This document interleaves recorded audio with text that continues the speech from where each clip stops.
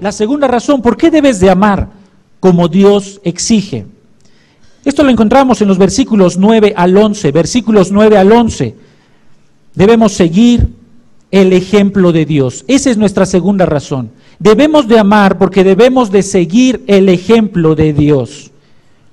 Mucho se habla del amor del Hijo hacia la humanidad, de su sufrimiento, de su entrega voluntaria. Aspectos realmente preciosos que el Hijo hizo, que el Señor Jesucristo, cuando me refiero al Hijo, hablo de Dios Hijo, del Señor Jesucristo. Aspectos realmente preciosos de nuestro amado Salvador, que sacrificialmente se entregó por nosotros. Pero poco se predica sobre el amor del Padre. ¿Qué fue lo que hizo el Padre? ¿Qué fue lo que vivió el Padre cuando entregó a su Hijo? ¿Qué fue lo que estaba pensando? La Biblia dice algo sobre qué estaba pensando el Padre cuando entregó al Señor Jesucristo. Tanto el Antiguo como el Nuevo Testamento se habla, principalmente el Antiguo Testamento, sobre gran cantidad de versículos sobre el amor del Padre, lo que hizo el Padre. En el Nuevo Testamento tenemos algunos, muchos más. Por ejemplo, el clásico Juan 3:16 está hablando realmente del Padre, porque de tal manera amó Dios al mundo que dio a su Hijo unigénito. Romanos 5:8, pero Dios demuestra su amor para con nosotros. Dios demuestra. Romanos 8:32, el que no eximió ni a su propio Hijo. Y esto es de lo que habla Juan en los versículos 9 al 11. En esto se manifestó el amor de Dios en nosotros, en que Dios ha enviado a su Hijo unigénito al mundo, para que vivamos por medio de Él. Esta es la segunda razón por la que debemos de amar, porque Dios nos ha puesto un ejemplo para tomar la iniciativa. Y esa es una de las palabras más importantes con respecto al amor. Ustedes podrían hacer una lista de las características del amor que les he estado diciendo, y al final deben de poner esta otra palabra: iniciativa. El que ama tiene iniciativa. En todos estos versículos, Juan 3:16, Romanos 5:8, donde se habla del amor del Padre, siempre verán que Dios es el que tomó la iniciativa. Dios Padre es el que tomó la iniciativa. No fue obligado, sino que soberana y voluntariamente decidió amar a unos pecadores. Así que lo primero que tenemos que notar con respecto al amor al Padre es que Él tomó la iniciativa en el proceso de salvación. Él dio el primer paso. Dice Juan, en esto se manifestó el amor de Dios en nosotros. La claridad, la primera manifestación, la primera prueba fue el amor, su compromiso personal, su compromiso eterno con cada persona que todavía no había existido. Dios tomó la iniciativa. Este amor con iniciativa no fue accidental, ni fue casual, sino que el Padre decidió amar aún antes de la fundación del mundo. Y este hecho de amar del que habla Juan no se percibe, hermanos, esto es muy importante. El amor del Padre no lo vas a percibir cuando tengas una sensación de éxtasis en tu cuerpo, o cuando estés en un estado místico o de éxtasis, ni cuando sientas calambres en tu cuerpo.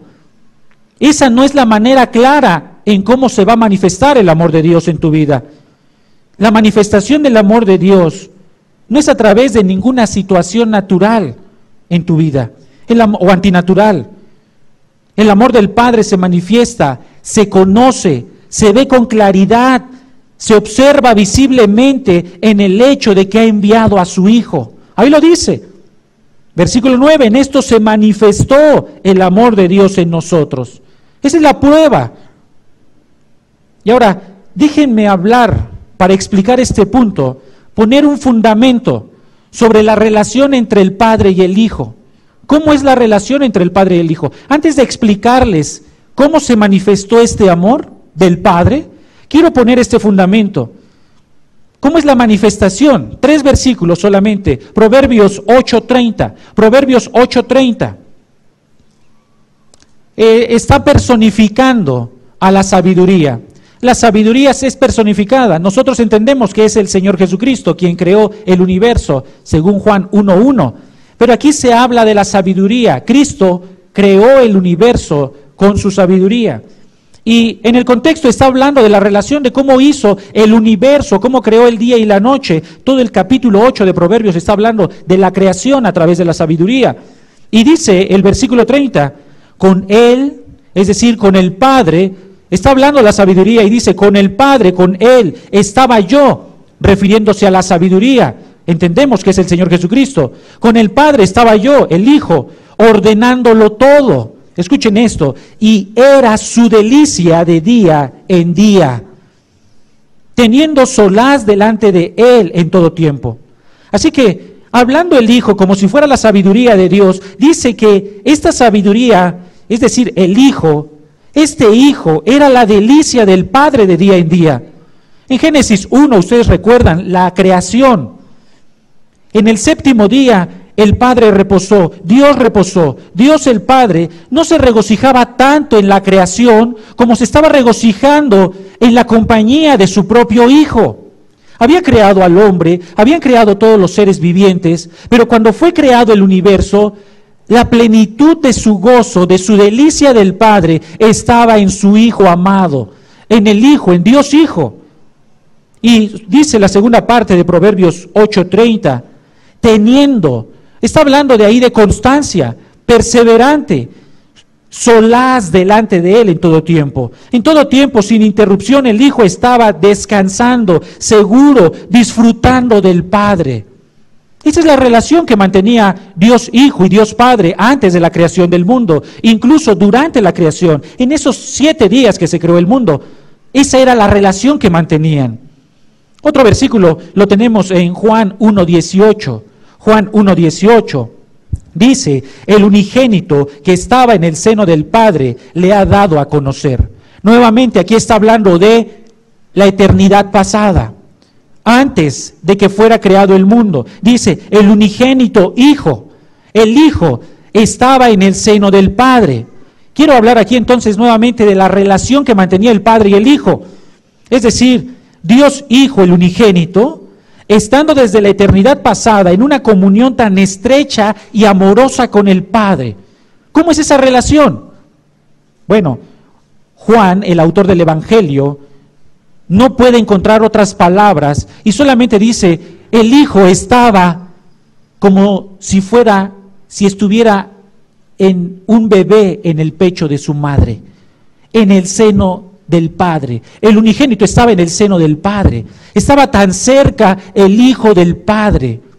Y este Hijo ha dado a conocer a este Padre, porque Él lo conoce íntimamente.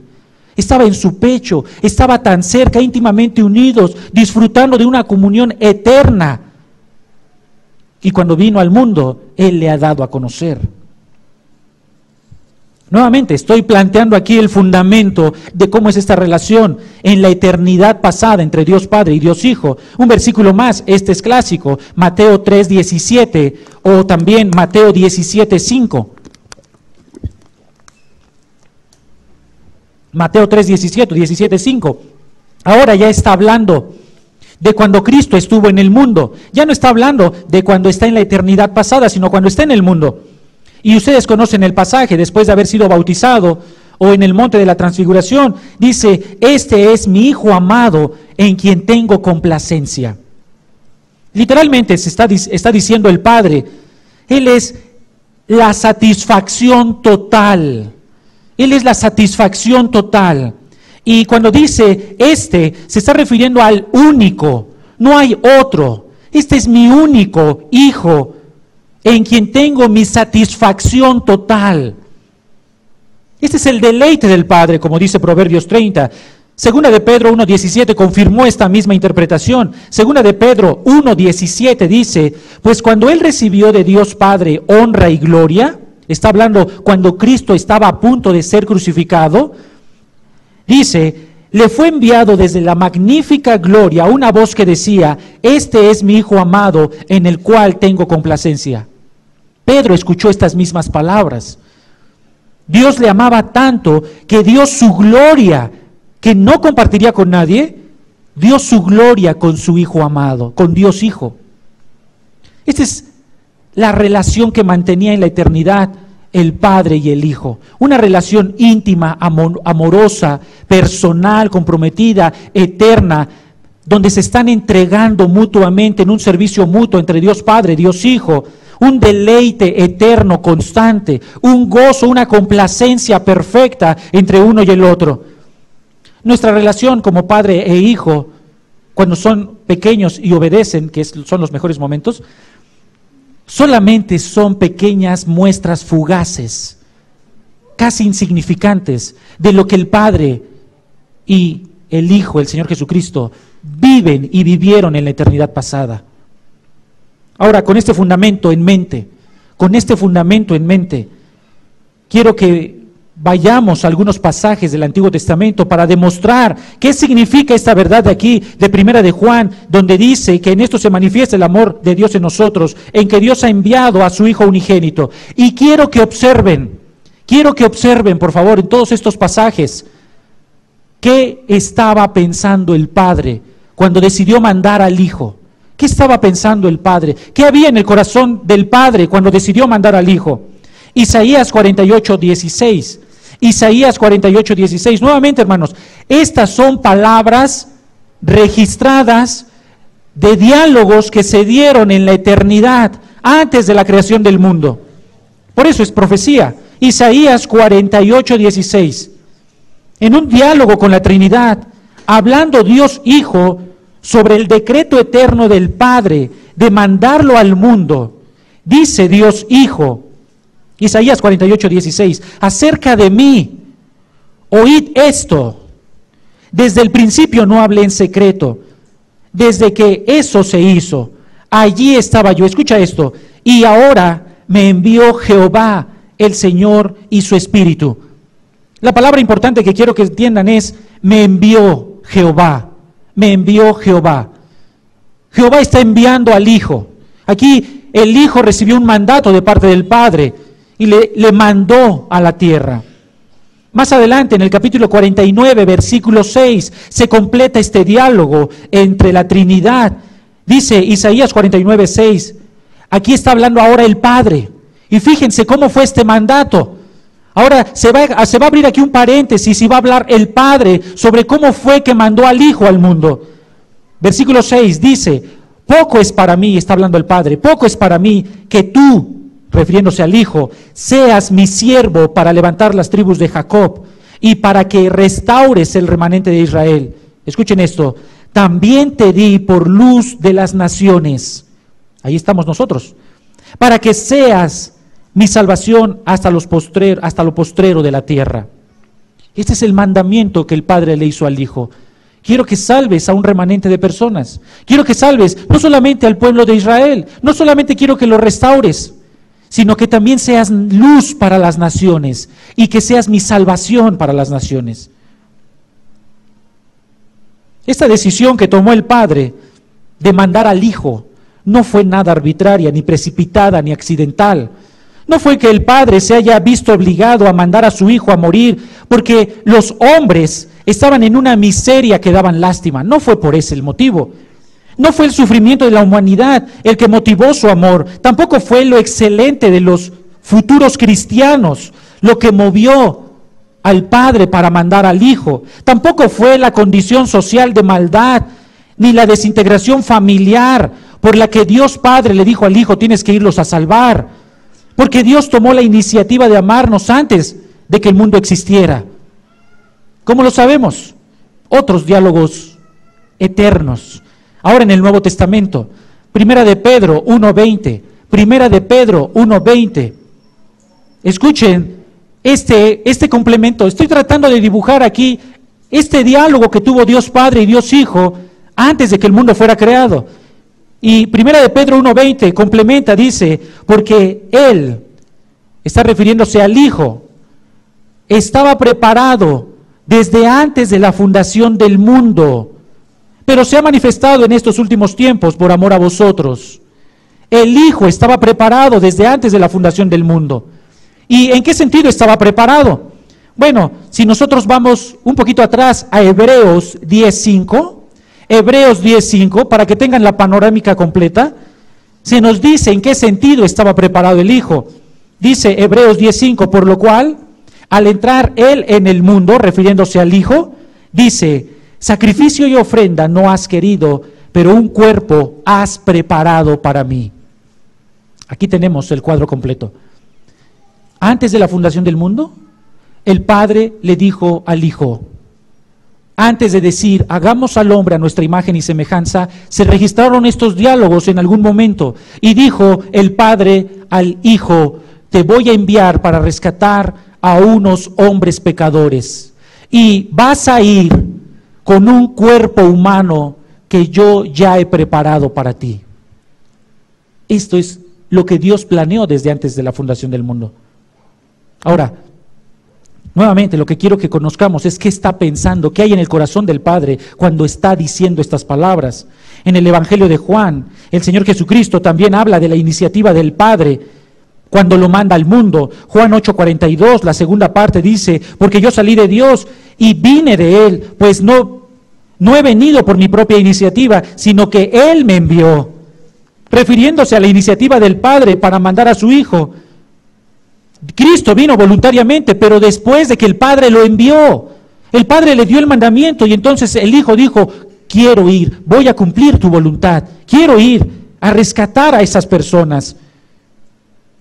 Entonces, en primer lugar, Dios tuvo la iniciativa por mandar a su Hijo al mundo para salvar a unos pecadores y le preparó un cuerpo desde la eternidad pasada, antes de la fundación del mundo, y el Hijo respondió, quiero ir.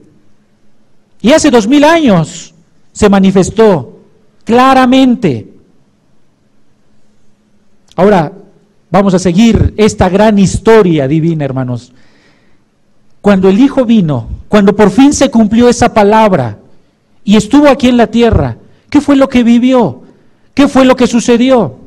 Vayan a Isaías 53. Isaías 53. Este es un capítulo maravilloso sobre cómo iba a vivir el Hijo cuando estuvo aquí en la tierra. Isaías 53 nos dice cómo fue recibido, cómo fue tratado, cómo fue considerado este Hijo. Dice en el versículo 2, Isaías 53, creció delante de él como renuevo tierno, como raíz de tierra seca. No tiene aspecto hermoso, ni majestad para que le miremos, ni apariencia para que le deseemos. En otras palabras, cuando Él vino al mundo, cuando este Hijo, Dios Hijo vino al mundo, no fue deseado, no fue hermoso, no fue visto como alguien majestuoso, aun cuando desde la eternidad pasada Dios había dicho que iba a venir. Su apariencia no era deseable, los hombres no lo recibieron como lo que era, como Dios Hijo, sino como cualquier otro hombre. Versículo 3 dice, fue despreciado, desechado de los hombres, varón de dolores, experimentado en aflicción, y como uno de quien los hombres esconden el rostro, fue despreciado y no le estimamos. Cristo no solamente sufrió en la cruz, dice aquí que toda su vida fue constante sufrimiento. Su vida fue constante sufrimiento. Despreciado, desechado, no le respetaban, sino que casi el pueblo entero estaba odiándolo. Constantemente le daban muestras de odio, hasta su propia familia lo estaba odiando, le llamaban loco, lo querían tomar y se lo querían llevar. Sus apóstoles lo abandonaron cuando estuvo en el huerto, solamente mujeres lo rodearon. Falta de respeto, ingratitud, odio, aversión contra el Hijo de Dios. ¿Y qué estaba pensando el Padre? Porque el Padre lo mandó, ¿lo recuerdan? El Padre lo mandó. Todo esto lo viviría el Hijo, porque el Padre, desde antes de la creación del mundo, determinó que vendría a este mundo donde no sería bien recibido. Dios Padre sabría que sería su Hijo amado despreciado y aún así sería tratado como malhechor y delincuente. El Padre determinó que fuera asesinado según Hechos 2:23. Hechos 2:23 dice, entregado por el determinado consejo y anticipado conocimiento de Dios, prendisteis y matasteis por manos de inicuos, crucificándole. Pero fue porque el Padre así lo determinó. Ahora, si tú supieras cómo van a maltratar a tu hijo, el mal que le van a provocar, ¿estarías dispuesto a pedirle a tu hijo que vaya con aquellas personas? Tú sabes cómo lo van a tratar y ¿estarías dispuesto a decir que fuera? Ahora continúa leyendo Isaías 53, versículo 4. Dice, ciertamente Él llevó nuestras enfermedades y cargó con nuestros dolores. Con todo, nosotros no le tuvimos por azotado, por herido de Dios y afligido. Leemos, por ejemplo, en los evangelios que la sanación fue característica de Cristo. Sin embargo, a pesar de estas poderosas señales, es increíble que los judíos hayan pensado que la crucifixión, que el sufrimiento que vivió Cristo se lo tenía bien merecido, porque pensaban los judíos, según ellos era un pecador, y pensaban los judíos, se lo tiene bien merecido, Dios lo tiene que matar, personas como ellas no deben de existir, decían los judíos. Ellos pensaban que eran la justicia de Dios, y entonces los judíos, como justicia de Dios, dijeron, tenemos que matarle, se lo tiene bien merecido. Pero Isaías deja bien claro que el sufrimiento, tanto físico como espiritual, de Dios Hijo, no es porque fuera pecador. Versículo 5, Isaías 53, 5, mas Él fue herido por nuestras transgresiones, fue herido por Dios porque nosotros éramos pecadores, molido por nuestras iniquidades. El castigo de nuestra paz cayó sobre Él y por sus heridas hemos sido sanados. Nosotros merecíamos eso. Nosotros merecíamos ser crucificados eternamente. Dolor eterno, desprecio, odio, humillación, dolor constante, soledad. Eso es el infierno realmente. Y eso es lo que merece cada una de las personas por una eternidad. Pero Cristo voluntariamente quiso entregarse para cargar nuestros pecados e injusticias para darnos esa paz entre Dios, lleno de ira por el pecado del hombre, y nosotros pecadores. Aquí se recalca el Hijo de Dios como sustituto, recipiente de la ira de Dios sobre los pecadores. Él absorbió este castigo que cada uno de nosotros merecíamos. El sufrimiento de Cristo, la agonía de Cristo, la desesperación, el abandono que sufrió en la cruz, es una perfecta representación de lo que es el infierno. Pero no solamente por 3 horas, como las vivió Cristo, sino por una eternidad. Pero hemos leído que el Padre lo mandó. El Padre lo mandó. Él le planeó así. Él preparó su cuerpo. Por sus heridas hemos sido sanados, dice Isaías. Primera de Pedro 2:24. Escúchalo, vamos a regresar a Isaías. Primera de Pedro 2:24. Y Él mismo llevó nuestros pecados en su cuerpo sobre la cruz, a fin de que muramos al pecado y vivamos a la justicia, porque por sus heridas fuisteis sanados.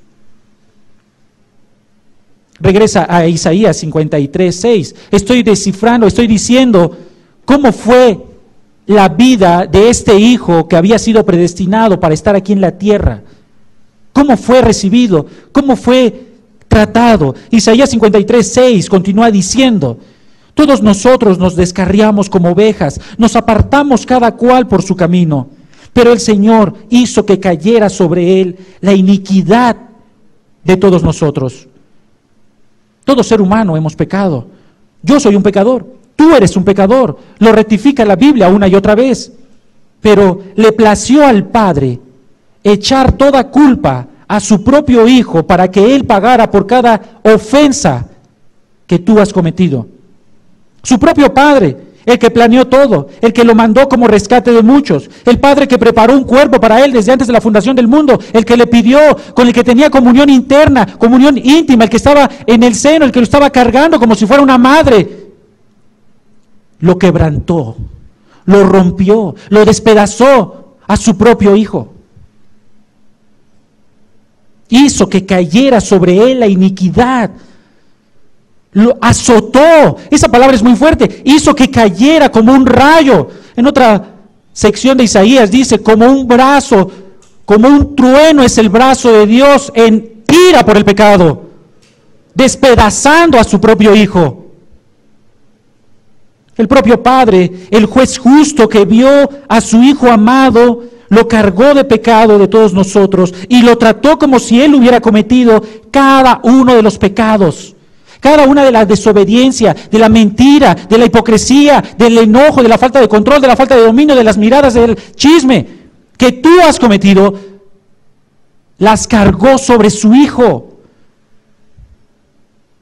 Fue su propio Padre el que lo humilló y lo trató como maldito, descargando sobre él su furia por cada pecado cometido. Versículo 7. Fue oprimido y afligido, pero no abrió su boca, como cordero que es llevado al matadero, y como oveja que ante sus trasquiladores permanece muda, no abrió él su boca. Aunque no merecía la burla ni el escarnio, no abrió la boca para quejarse. Recibió todo lo que el Padre le estaba mandando. No reclamó, sino que se comportó manso y humilde, a pesar de que era Dios mismo, como oveja que va al matadero. Versículo 9. Se dispuso con los impíos su sepultura, pero con el rico fue en su muerte. Aunque no había hecho violencia, ni había engaño en su boca. Sería considerado como un delincuente, sería juzgado como un asesino, sería puesto entre malhechores. Aun cuando nunca dijo nada violento o hizo nada violento, ni engañó. Versículo 10.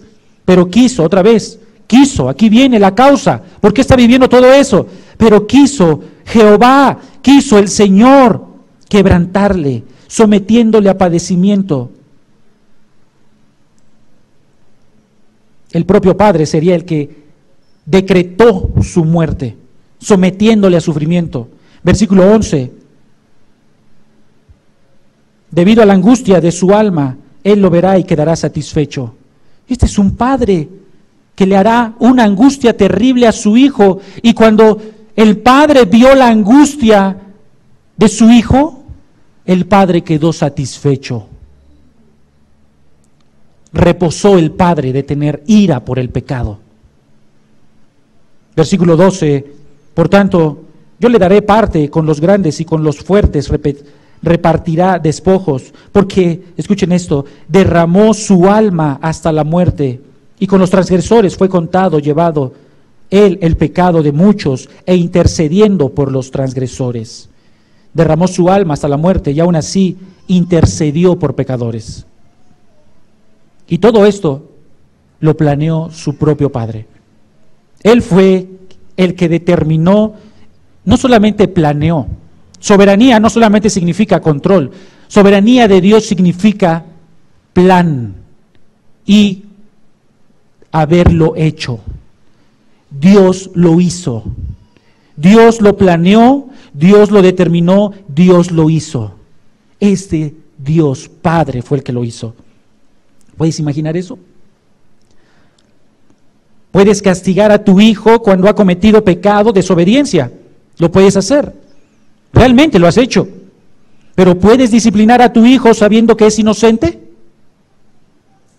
O todavía peor, ¿puedes castigarlo sabiendo que está cargando la responsabilidad de otra persona que te ha insultado a ti? O podrías tal vez no solamente castigarlo, sino también descargar toda tu ira contra tu propio hijo por los insultos y rebeldías que otra persona ha hecho, y que tu hijo nada tiene que ver con eso, y que sin embargo está tomando el lugar de esa otra persona. ¿Podrías siquiera considerar castigarlo? No solamente castigarlo, hacerlo sufrir, ver la angustia en su rostro, hacerlo morir. Considerándolo como el más vil pecador, considerándolo como maldito, colgado en el madero. Esto va más allá de nuestra capacidad. No puedo pensar en un hijo y yo cometiendo eso, ni siquiera. Pero esto no es todo.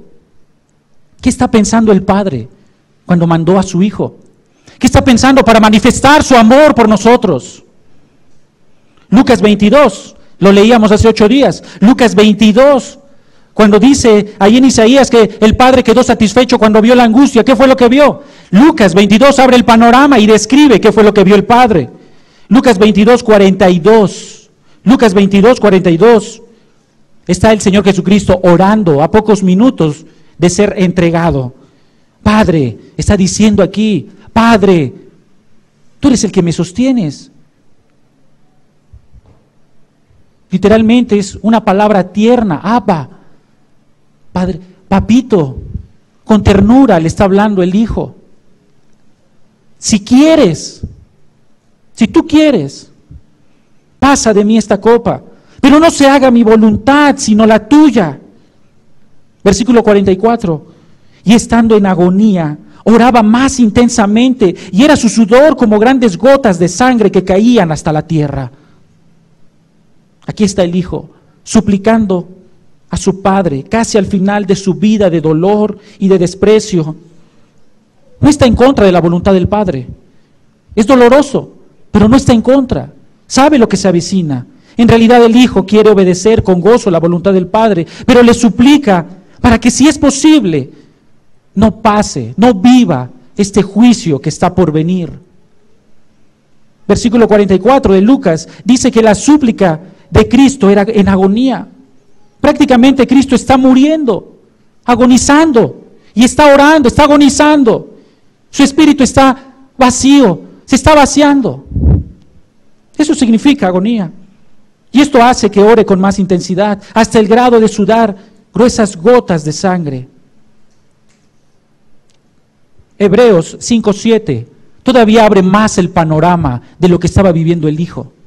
Hebreos 5:7 nos dice, describe todavía con más viveza qué fue lo que vivió el Hijo en esos instantes. Lucas registra 3 veces la oración, que el Hijo estuvo orando 3 veces. Fue con sus discípulos y regresó y oró. Fue otra vez con sus discípulos, regresó y oró. Fue otra vez con sus discípulos, regresó y oró. Y eso es lo que está viendo el Padre, esta angustia del Hijo. Hebreos 5:7 dice que ofreciendo ruegos y súplicas al que podía librarle de la muerte. Cristo no le rogó una vez. Es posible que cada una de las 3 veces Cristo estuviera rogando con clamor y con lágrimas, como lo describe Hebreos. Es decir, el Hijo se está vaciando en llanto, sudor, frente a la ira venidera de Dios Padre, que en breves momentos estará soportando en la cruz. Y no es la cruz, no es el madero, no son los clavos los que le causan terror a Cristo, es ver la ira que conoce del Padre, que se ha ido acumulando, esa ira que va a despedazar a los enemigos de Dios. Cristo la conoce porque estaba en el seno del Padre y sabe que en breve Él va a cargar con esa ira.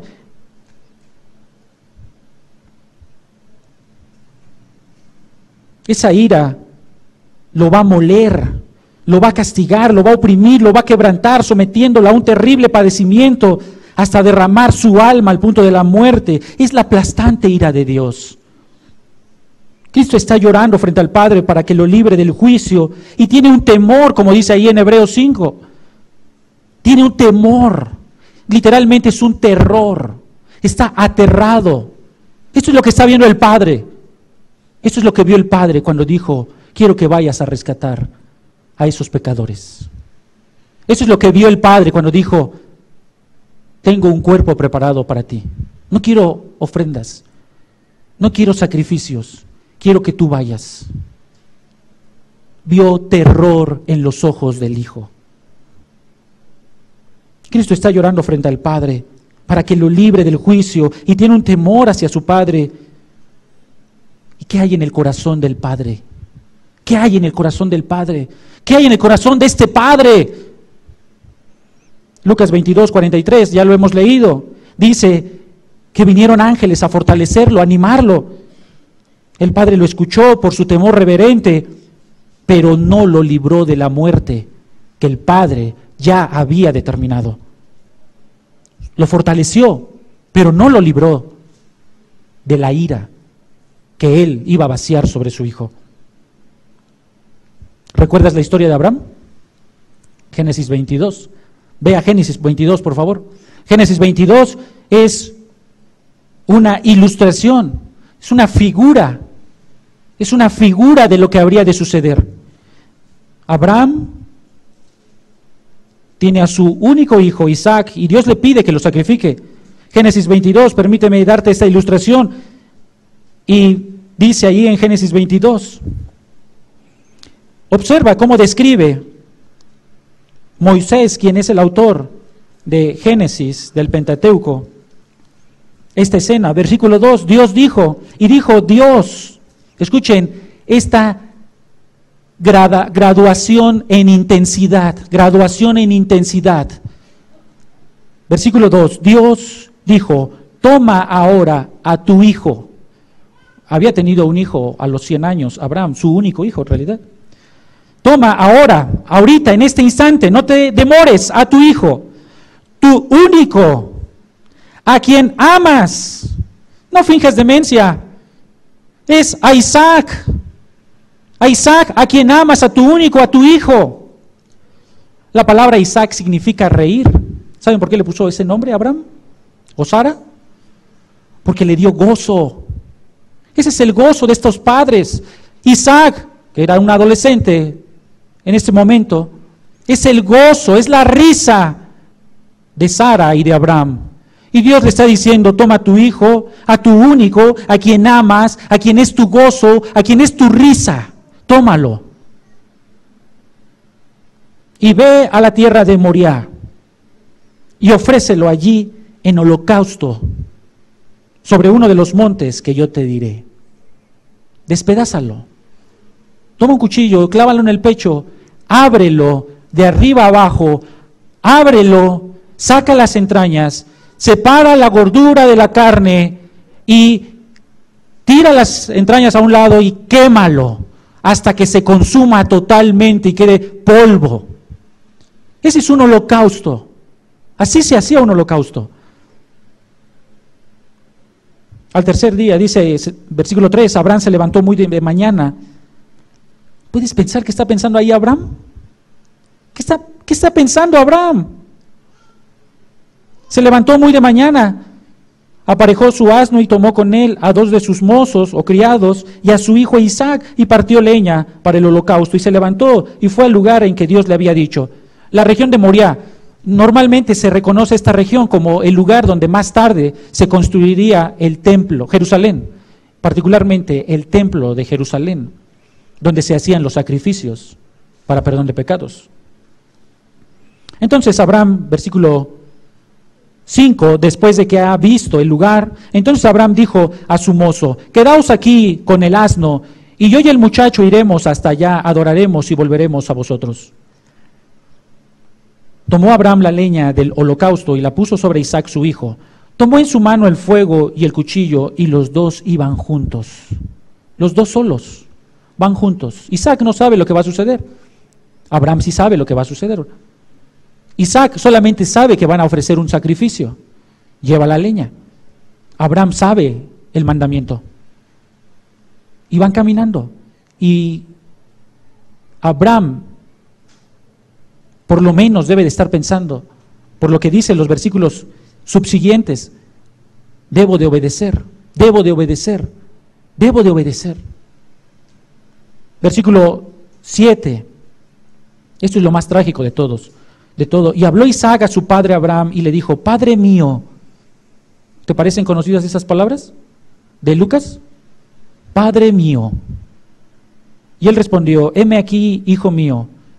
Y dijo Isaac, aquí está el fuego y la leña, pero ¿dónde está el cordero para el holocausto? ¿Dónde está el animal que vamos a sacrificar, Padre? ¿Dónde está?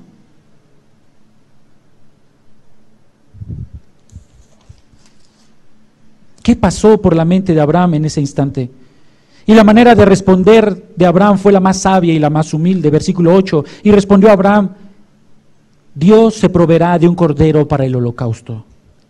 El versículo 11 dice que cuando Abraham estuvo a punto de matar a su hijo, el ángel del Señor lo detuvo cuando le dijo, no extiendas tu mano sobre el muchacho. La historia de Abraham y su único hijo a quien amaba, Isaac, es una figura de lo que vivió Dios Padre y Dios Hijo ahí en la cruz, ahí en el huerto de Getsemaní.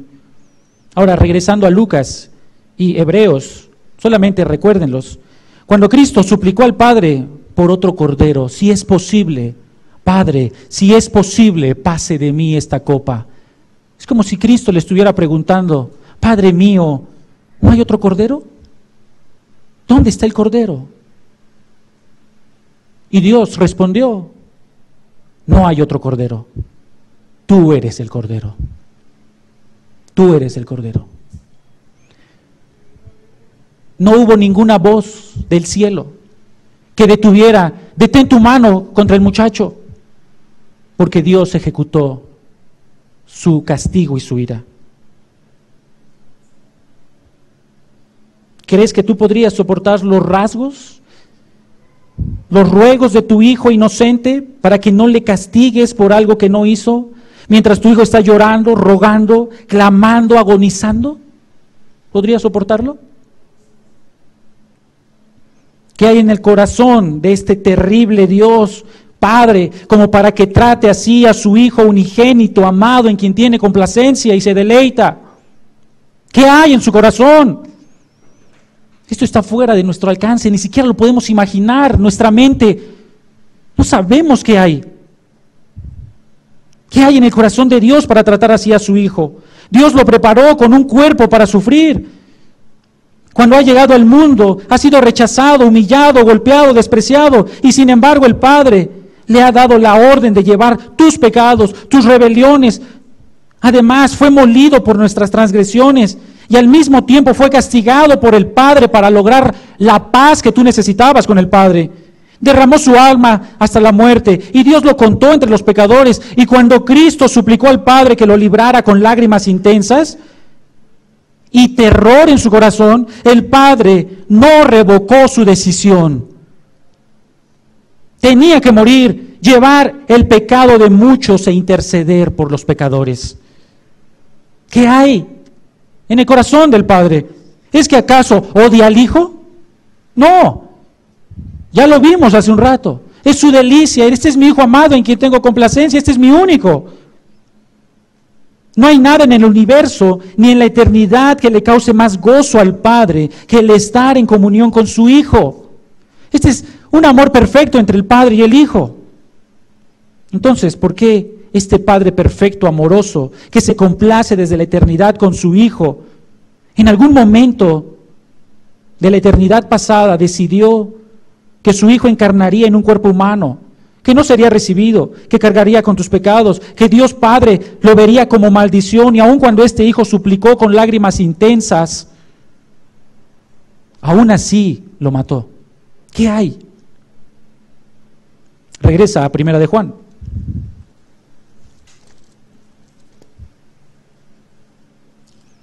Primera de Juan nos da la respuesta. Lo has leído muchas veces, te lo estás imaginando posiblemente. Primera de Juan, capítulo 3, versículo 1. Mirad, mirad, asómbrate, sorpréndete, cuán gran amor nos ha otorgado el Padre. Eso es lo que hay en el corazón de este Padre. Ese es un amor extraño, sobrenatural, incomprensible.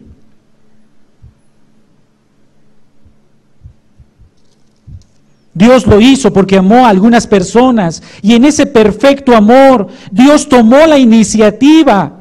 Y aun cuando ese amor por pecadores implicaba el sacrificio de lo más precioso para Él, se comprometió de manera personal con esos pecadores, de manera constante, de manera sacrificial. Y aun cuando le dolió, porque realmente le dolió como no tienes idea, porque es un Padre amoroso, decidió y continuó y llevó a cabo su plan por salvar a unos pecadores. Matar a su propio Hijo amado, aun cuando el Padre no sintió nada agradable cuando el Hijo le suplicaba. Dios Padre se comprometió hasta el grado de entregar a su propio Hijo. Romanos 8:32, el que no estimó, el que no guardó, el que no escondió, ni a su propio Hijo, ni a su propio Hijo, tomó la iniciativa y lo expuso a su propia ira. Tuvo en la mente a personas que predestinó desde antes de la fundación del mundo para ser rescatadas. ¿Por qué? Porque los amó. Amó a estos pecadores. Esto es lo que hay en el corazón del Padre. Este es un amor ágape. Este es un amor divino. Este es un amor incomprensible, sacrificial, constante, personal, comprometido con acciones para acercar a pecadores a la gloria de Dios. En esto consiste el amor. No en que nosotros hayamos amado, en que Dios nos amó primero. Pasa por favor, 1 Juan capítulo 4, versículo 9. Disfruta esta lectura. En esto se mostró el amor de Dios para con nosotros, en que Dios envió a su Hijo unigénito al mundo, para que vivamos por Él. En esto consiste el amor, no en que nosotros hayamos amado a Dios, sino en que Él nos amó a nosotros y envió a su Hijo en propiciación por nuestros pecados. Eso es el amor. Ese es el ejemplo que el Padre puso. Esta es la manera en que Dios nos amó. Él toma la iniciativa. El Hijo se sacrificó, pero también el Padre sufrió. El Padre también sufrió. Dios Padre se sacrificó primero para acercarte a su gloria. Nunca, ninguno de tus esfuerzos podrá competir en lo más mínimo frente a este amor. Ninguno de tus sufrimientos, ninguna de las circunstancias que estés viviendo, nada de lo que pienses, nada del desprecio que te estén haciendo, de la humillación que has recibido en el trabajo, en la familia, nada de tus sufrimientos se puede comparar con esto que Dios hizo. Ninguno de tus esfuerzos podrá competir en lo más mínimo frente a este amor, como para que puedas decir: yo he buscado a Dios, porque nadie busca a Dios. Todos se han desviado, son inútiles para las cosas referentes a Dios. Si hoy estás aquí escuchando esto, no es por ti mismo, es porque el amor del Padre, teniendo paciencia y misericordia, te trajo para que no mueras sin haber recibido su amor a través del Hijo. Para que no mueras sin haber recibido a Cristo y te expongas a lo que Cristo recibió en la cruz, pero por la eternidad. Versículo 11, 1 Juan 4:11. Dice el apóstol: amados, si Dios así nos amó, si Dios así nos ha amado, así, igual, va a doler, no vas a querer. Pero así debemos. No es que si quieres, no es que si tienes algo agradable, no es que si vas a sentir algo bonito, no es que cuando te sonrían entonces vas a responder, no es que si hay algo bueno entonces vas a responder. Este es un deber, este es un mandamiento. En algún momento ese amor se va a perfeccionar y en algún momento va a dar fruto de gozo, fruto de paz. Pero al principio va a haber dolor. Amados, si Dios así nos ha amado, tienes que tener la iniciativa, como el Padre la tuvo. Tienes que sacrificar lo que hay en ti, tienes que sacrificarte a ti mismo. Debemos amarnos también unos a otros. Con esta terrible, pero al mismo tiempo maravillosa muestra de amor por parte del Padre, ¿puedes tener algún pretexto para decir no a su orden de amar a otro? ¿Tienes acaso algún poderoso argumento para decir: Señor, es que tú no conoces? ¿Es tan poderoso tu argumento, tu pensamiento, tu prejuicio, tu ira, tus celos, tu envidia, como para decirle al Padre: Señor, el sacrificio de Cristo no aplica conmigo? Señor, el amor que tú demostraste matando a tu hijo, habiéndolo predestinado, habiéndole preparado un cuerpo, es insuficiente para mí porque no alcanza para cubrir lo que estoy viviendo. ¿Es suficiente lo que estás viviendo para decir eso? Es necesario que perdones, es necesario que dejes de sentir odio, es necesario que dejes de envidiar, es necesario que dejes de murmurar, es necesario que ames, que te sacrifiques, que te comprometas, que tengas en la mente a la persona y vayas y pidas perdón. Es necesario que ames, que perdones de corazón, que sacrifiques tus razones, tus memorias, tu orgullo, tu vanidad, sacrifícate como el Padre, porque ese es el ejemplo que nos ha dado. Y si eres verdadero hijo de Dios, vas a sufrir, pero Dios en su gracia te va a fortalecer. Si no eres hijo de Dios, te vas a seguir amargando y viendo detalles. Amados, si Dios así nos amó, también nosotros debemos amarnos unos a otros. Vamos a orar. Señor, quedo humillado por tu palabra, Padre, porque a veces pienso que estoy en un nivel de amor que puedo soportar un poco de cansancio, un poco de palabras, un poco de miradas, y que después de eso ya se hace necesaria una reacción de egoísmo, de enojo, de ira. Señor, realmente somos nada, como dice tu palabra, gusanos, Padre. Perdónanos, Señor, por despreciar el amor que tú has mostrado al matar a Cristo. Te lo rogamos por Cristo Jesús. Amén.